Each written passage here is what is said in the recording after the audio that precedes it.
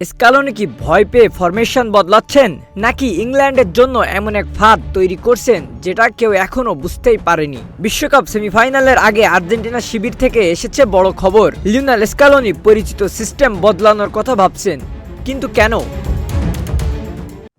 ফুটবলে স্কালোনিকে অনেকেই দাবাড়ুর সঙ্গে তুলনা করেন, কারণ তিনি শুধু নিজে চাল দেন না, প্রতিপক্ষের পরের চালটাও আগে থেকে পড়ার চেষ্টা করেন। ইংল্যান্ডের বিপক্ষে সেটাই হয়তো আবার দেখা যেতে পারে, কারণ ইংল্যান্ডের সবচেয়ে বড় শক্তি তাদের মিডফিল্ড, দ্রুত উইং আক্রমণ এবং বল হারানোর সঙ্গে সঙ্গে হাই প্রেসিং। একই পরিকল্পনা নিয়ে মাঠে নামলে আর্জেন্টিনা চাপে পড়তে পারে। তাই বিভিন্ন প্রতিবেদনে বলা হচ্ছে স্কালোনির ভিন্ন ট্যাকটিক্যাল সেটআপ নিয়ে ভাবছেন।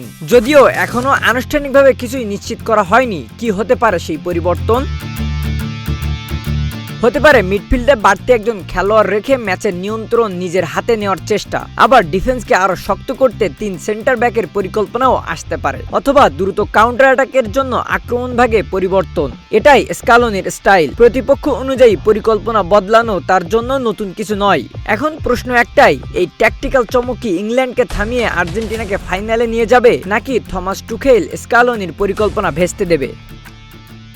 Desk report, news flash 71।